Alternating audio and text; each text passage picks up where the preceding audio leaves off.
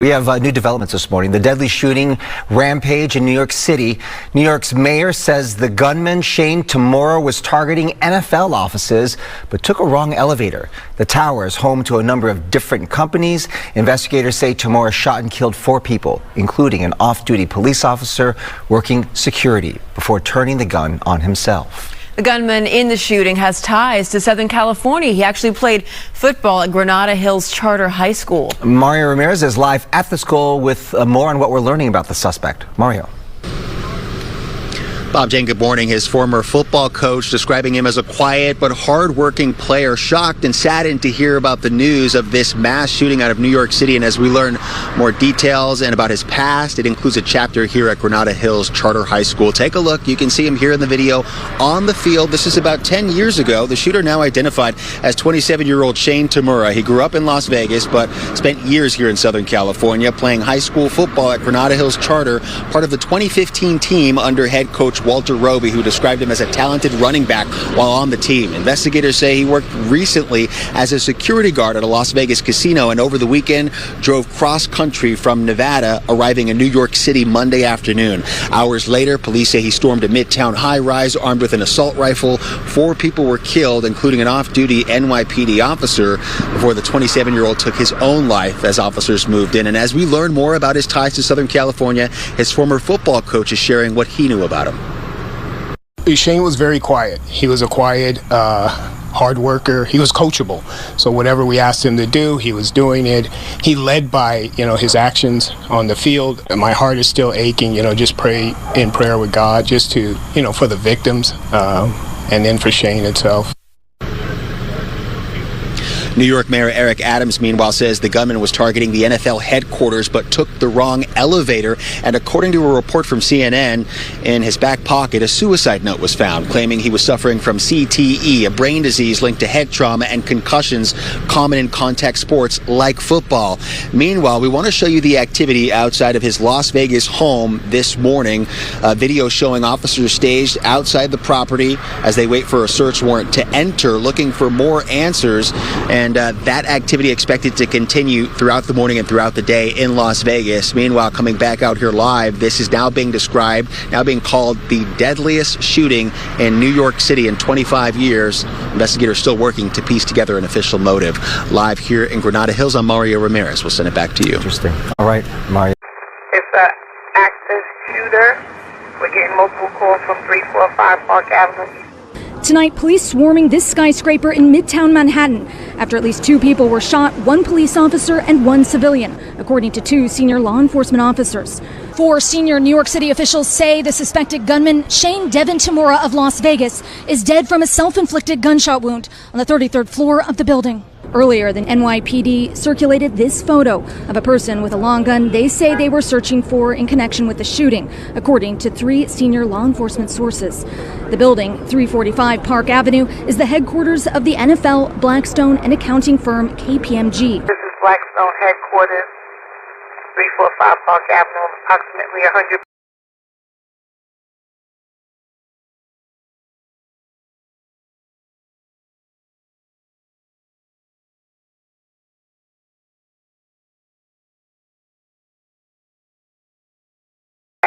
Approximately 100 people hiding. It all began around 6 p.m. as people were heading home for the day. Those inside told to shelter in place. You can see the section of Midtown Manhattan is completely cordoned off. A large police presence. 345 Park Avenue is just down that way. I was just speaking to one man who did not want to appear on camera. He told me that his wife is inside the building. She's on the 23rd floor. She says she's okay, but he's waiting for her to get out. Tonight, there is a massive police presence, but the NYPD says this scene is contained. Aaron joins us now live from the scene. And Aaron, you're learning more about some of the chaos that unfolded inside the building. That's right, Tom. We're hearing some harrowing stories of office workers inside the skyscraper at the time of this shooting, grabbing anything they could, tables, couches, office chairs, to create a barricade to stop the shooter from entering their place of work. We're also hearing from the NYPD tonight say that they believe that this was the work of a lone gunman. Tom? Okay, Aaron McLaughlin with a lot of new reporting there. Aaron, we thank you for that. We are starting to learn more about the other victims in the shooting as well, including another security guard and 2 executives who worked in the building. Eyewitness News reporter Darla Miles continuing our live coverage on Manhattan's Upper East Side. Darla. David, the 2 women killed in this attack both lived here on the Upper East Side. One of them has been identified as a BlackStone executive.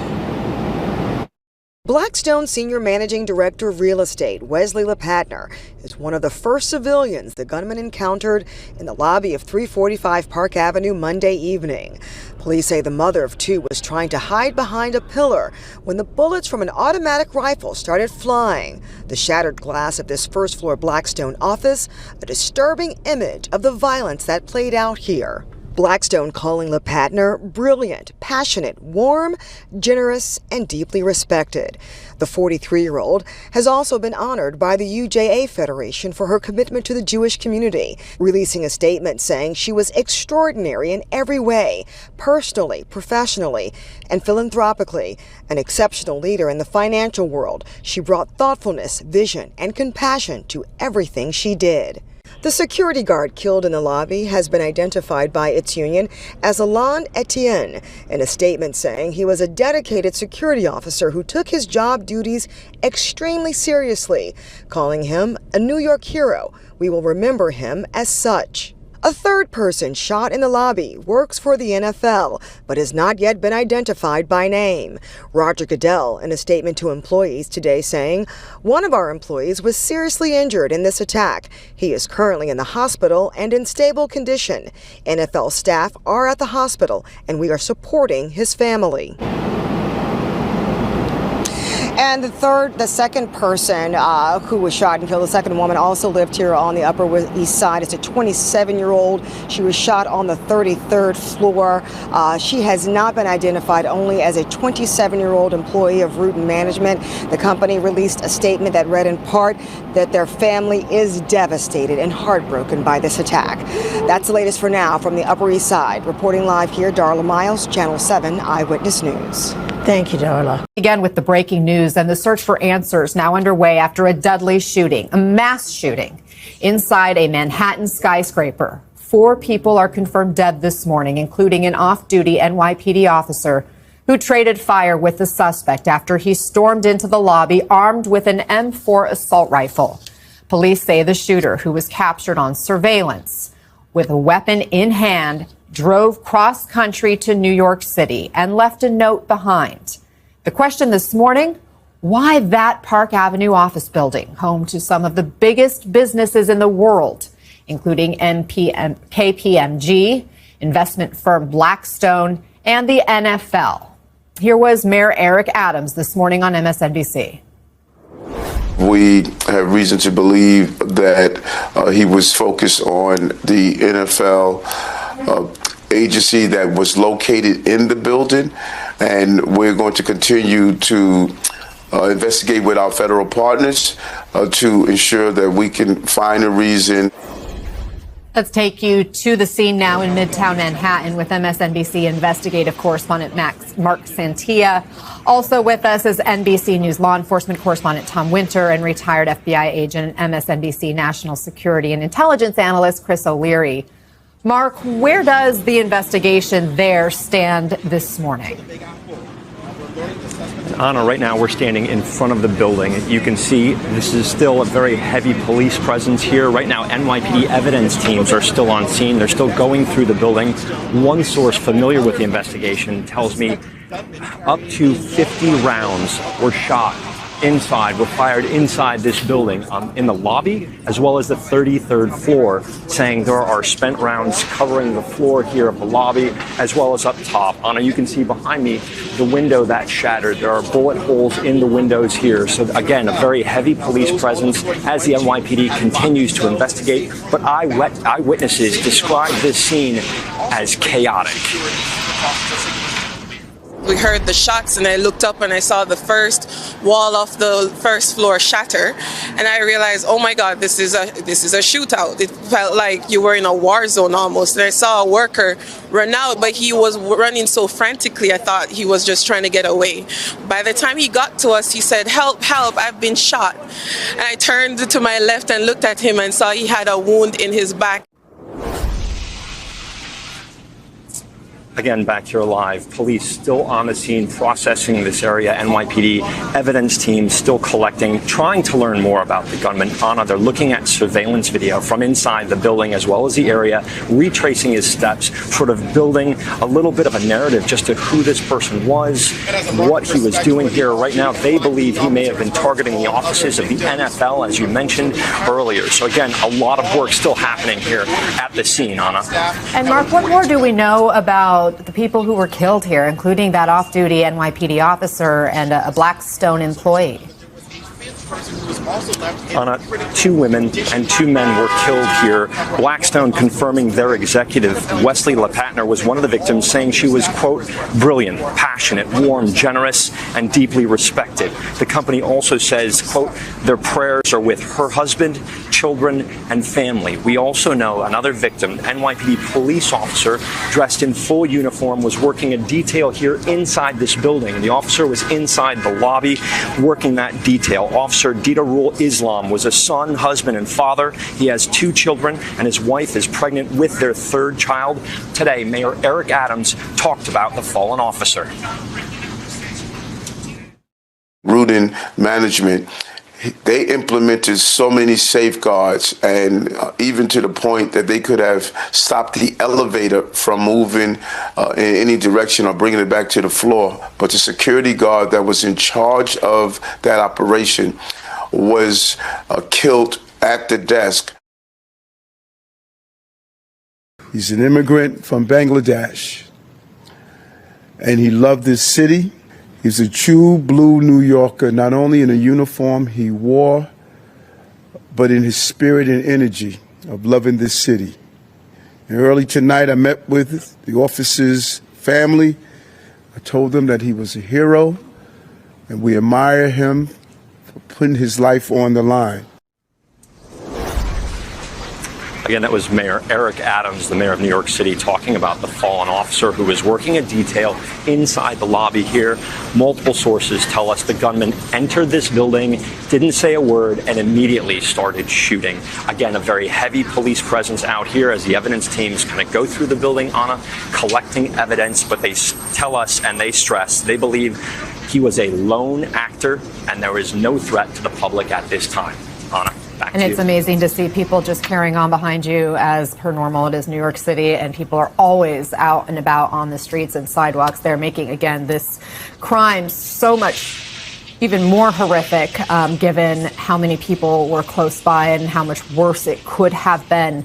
Thank you so much for that reporting. We'll come back to Tom. We've talked about this note the shooter apparently left. What more do we know about it? Yeah, so this note that was apparently left behind afterwards by the individual who the NYPD believes is responsible specifically references CTE, and that's the brain condition that can be developed by athletes in football and in other sports as a result of repeated hits to the head. It has led to, and we've seen the examples, we know the famous athletes that have had their lives cut short as a result of it. Those athletes, though, have typically played for some time in professional sports with some sort of a significant amateur background. This individual is not believed to have had that background. Yet, on the other hand, you don't know when traumatic brain injuries occur. You don't even know if this is any sort of a result of this, if this just happened to be the reason that he gave because he believed that he should be able to carry out this shooting. So obviously there'll be more work that needs to be done, more information that'll need to be gathered. He does reference the NFL and the power of the NFL in the course of the note. Don't really want to give him all the credit and read through the note from start to finish, but those are generally the themes. So it does appear, based on that, I think that's the reason why the mayor is suggesting that the NFL here appears to be kind of a focal point, given the fact that they're headquartered at that building, for why this individual may have chosen this particular address. We do have some details from the investigation showing that he made his way across the country, starting out 3 days ago in Colorado, then to Nebraska, Iowa, and then last seen on I-80 in New Jersey at 4:24 p.m. Yesterday afternoon. And that's just information that they were able to get from his license plate. By the way, his car was not properly registered. It was out of registration, but that license plate was valid. They were able to track it back to him, and they were able to look at these license plate cameras, that you see at the gantries that we all drive under when we're on major interstates these days, and be able to track him to New York City. So, Chris, what do you make of the CTE mentioned in the note? The fact that there were NFL offices in this building. I should note that NFL Commissioner Roger Goodell has called this an unspeakable act of violence. Obviously, they're also dealing with trauma internally there. Is there a connection? What would investigators be doing with this note? Well, looking at it yesterday while it was unfolding, along with the investigators that were on scene, I immediately went to, this looks like it's a targeted attack and not likely terrorism. This is an individual who kind of moved with purpose, surprised the people in the lobby, had violence of action in the lobby to eliminate what he perceived as his barriers to getting upstairs. And once upstairs, went to accomplish his mission, which was, now what we believe is going after the NFL. And once, he was either, he felt that he completed it or he didn't think he could go any further, then he committed suicide. And that, is a pattern that you see in these targeted attacks. And so any idea that it was terrorism really kind of just went out the window quickly. The question about CTE, and we'll see what the autopsy shows, will show that, either he had a physical deficit, which probably should have prohibited him from having any weapons, or perhaps he was attributing to, as Tom was saying, his mental challenges to what he believed was CTE. Either way, this individual should have been prohibited from possessing a weapon. And I will also point to this weapon, and which has been widely debated. I carried it both in the military and in the FBI. It has devastating effects because, the velocity with what the round travels creates a massive cavitating effect in the body. So the survivability at close range is very challenging. And so, Mark, we don't know the motive at this point. Obviously, this note may play into that, but how are investigators piecing together the shooter's movements inside the building? What do we know about exactly where he went and what he may have said, who he confronted or didn't? And I can tell you the NYPD is taking the lead on this investigation. They are getting some help from their federal partners, but dozens of NYPD detectives are working this case, including some of their sort of what they call their top-notch squads, the major case squad, Manhattan North Homicide. There are dozens of detectives working this case right now. And Anna, what they're doing is they're looking at surveillance video. There's surveillance video, I'm told, throughout the building, obviously outside the building. We are told from multiple law enforcement sources that the gunman drove cross-country in a BMW, came into the city yesterday, double parked that BMW here on Park Avenue, and then exited. I'm told by law enforcement sources who have seen the video that he was stoic, without emotion, walked into the building holding that long gun, the M4 rifle, walked into the building, didn't say a word, and immediately started firing. Again, there are surveillance videos, surveillance cameras inside. They've been reviewing that. They've also been looking at, Anna, here in the city, they have LPRs, license plate readers, very common nowadays at some of the bridges, the tunnels, so they can track his movements even throughout the city. And that's what they're doing. They're sort of working backwards a little bit just to establish who this person was, why how he came here, and why sort of his motive. Right now, again, as you heard the mayor say, they believe that he had some ill will towards the National Football League, the NFL. They're headquartered here. And again, right now, Anna, evidence teams are still here. They're still working this scene. Again, police stress, they believe he was a lone actor, and there is no threat to the public at this time. We are learning some new details in the deadly Midtown office building shooting as authorities are working just to learn more in their investigation, and these families continue mourning the loss of the 4 victims. Fox 5's Linda Schmidt is live in the newsroom with the very latest information on all of this. Linda, good afternoon. Good afternoon to you there, Bianca. Well, first of all, the scale of the carnage here, it is just so difficult to comprehend. An NYPD spokesperson saying the suspect fired a total of 47 rounds. 23 of those shell casings were found in the lobby, where NYPD officer Didarul Islam was shot and killed, along with security guard Aland Etienne and Wesley LePatner, who worked for BlackStone, a financial company. 24 shell casings were found on the 33rd floor, where real estate company Rudin Management is located, and one of its employees, Julia Hyman, was killed. And there were more than 800 rounds found in the shooter's BMW that he double parked outside that office building on Park Avenue. And as we have already reported, investigators found 2 suicide notes. One the shooter had with him in his wallet. The other was found in his studio apartment in Las Vegas. Now, the shooter claimed that he suffered from CTE, which is a degenerative brain disease, often associated with football players. Now, he played high school football, but he blamed the NFL. NFL Commissioner Roger Goodell attended Officer Islam's funeral yesterday, and he spoke publicly for the first time last night about the mass shooting. The NFL's headquarters are in that building, and an NFL employee was also shot. Our employee I saw yesterday in the hospital is stable and improving. Got to spend about an hour with him, and an amazing young man. And so we're optimistic about his recovery. And it's a difficult thing, particularly when you're dealing with a senseless act like this. There are no excuses for those senseless acts. They're hard for all of us to understand when it inflicts pain on people you know. And today, Mayor Adams will be attending Shiva for Wesley LePatner. That is happening today. Her funeral was yesterday. And tonight, there is a vigil at 7 o'clock at the 4-7 precinct in the Bronx, where Officer Didarul Islam was assigned.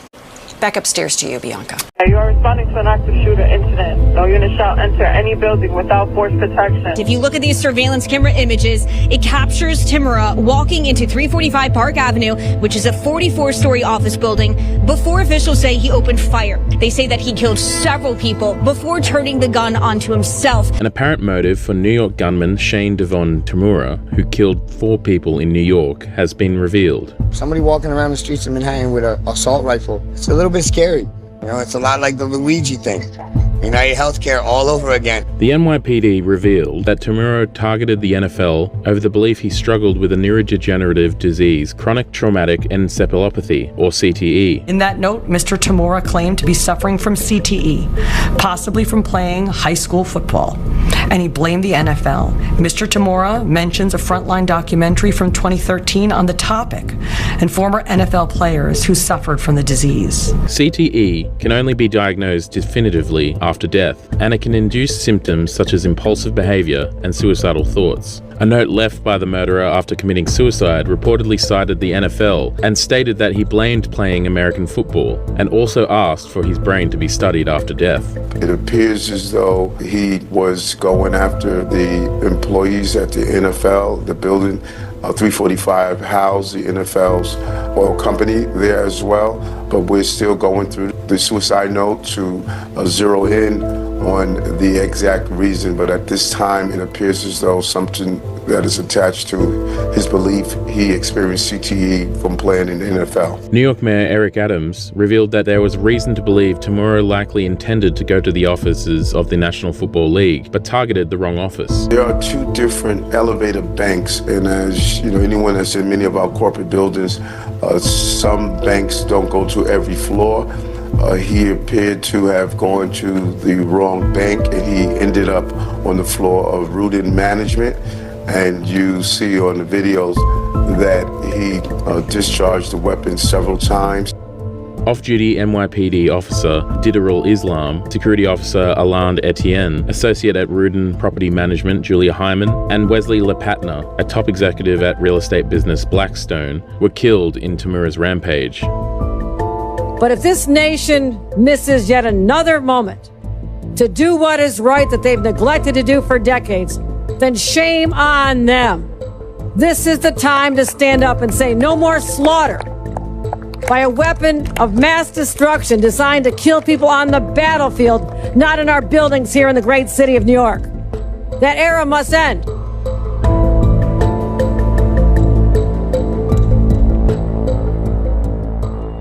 The deadly office shooting in Midtown. We're learning more about the alleged shooter's background on how he was able to purchase multiple guns. The incident has reignited the national debate over gun control in the U.S., with lawmakers split on how to respond. And joining us now is Christian Heine, the Chief Programs and Policy Officer at Brady, a gun violence prevention organization. And Christian, New York has some of the toughest gun laws in the country, but Governor Hochul says they're only as effective as the laws in surrounding states. Can you explain how federal standards can be at conflict with state laws? Yeah, and thank you so much for having me. I think it's exactly the kind of thing that we are constantly working on here at Brady. We know that we can only do so much with state laws, because at the end of the day, if we don't raise that federal minimum standard, we're always going to be fighting with the lowest common denominator. And so New York is a perfect example of that, right? New York, you are far less likely to be shot than the national average. In fact, 2/3 lower percentage than the national average when it comes to the lowest gun death rates. And this is something that we see across the board. States that have strong gun laws tend to have the lowest gun death rates, and states with the weakest gun laws tend to have the highest gun death rates. So we really need to work at the federal level to address the epidemic that we have here if we want to create the meaningful change that's going to prevent shootings like this one from happening. Now, the shooter reportedly had a documented history of mental health issues. Critics of gun reform often point to mental illness as the issue instead of access to guns. What's your response to them? Look, I don't want to overplay the fact. I mean, to be honest, we have a real issue in this country where we perpetuate stigmas and tend to sort of misalign the true problem. The U.S. doesn't experience mental health rates any different than the rest of the free world. But the bottom line is that the U.S. fundamentally has a gun violence problem that no other industrialized country in the industrialized world has, and that's because of our access to weapons. We listen to the same amount of violent music, we have the same mental health rates, we have the same problems with anger issues. The difference is that we really make it unbelievably easy for people to access weapons, and that is why we experience gun violence the way that we do in this country. There are tools that I think prevent people in crisis from accessing firearms temporarily, tools like extreme risk laws, sometimes known as red flag laws, that really are moving the ball forward for people who are at a higher risk, maybe because they also are living with a mental illness. But we don't want to overplay the role of mental illness itself as a factor in causing gun violence. And Christian, you mentioned the red flag laws. Can you talk briefly about this law and how it makes a difference? Yeah, I mean, these laws are rooted in evidence, right? At the end of the day, what we're trying to do is we know that oftentimes people closest to individuals in crisis are the ones that see the warning signs. And we want to give them the tools to temporarily remove a firearm so that we can prevent tragedies from occurring. Some of that, is self-harm and suicide. 3 out of 5 gun deaths in this country are firearm suicide. But a lot of these mass shootings are also scenarios where those closest with them see the warning signs firsthand. So these extreme risk laws work with the courts, they utilize due process, and it's just about temporarily removing firearms from these situations so that people can get the help they otherwise don't get. And they're proven to be unbelievably effective at preventing tragedies before they occur rather than after. And I wanted to ask you, what do you feel is the most effective legislative step that can be taken to make a difference in the fight against gun violence? Yeah, look, I think that there are the example of New York having a gun death rate that's nearly 2/3 lower than the national average. That's not because of any one policy. It's because of all of the work that they've done, the comprehensive approach that states like New York, California, and other states that are really far lower than the national average, because it takes a comprehensive approach. Gun violence looks so different in so many different forms, from firearm suicide to domestic violence to the very unique nature of mass casualty shootings like the one that New York is experiencing today. So it takes a comprehensive approach. Universal background checks, assault weapons bans, and funding things like community violence intervention practices. That's going to be the magic way in which we're able to really tackle something that has become the leading death of children in this country. This is from New York City. A gunman captured right there on surveillance images. This gunman appearing, Giovanna, to hold what appears to be maybe an assault rifle. It is believed that this individual has now committed suicide inside of a building along Park Avenue, in between Park Avenue and Lexington, a facility that actually houses some of the country's top financial firms and the NFL. We do believe there are additionally two more victims, potentially a police officer that was injured in this shooting. Yes, and you're looking right now at live pictures from the ground. Again, this is happening in Manhattan in New York City, and we will continue to follow the developments and bring you any new information as it comes into our newsroom. It all breaking within the past hour or so, but again, that image of the suspect now being released. Pretty frightening.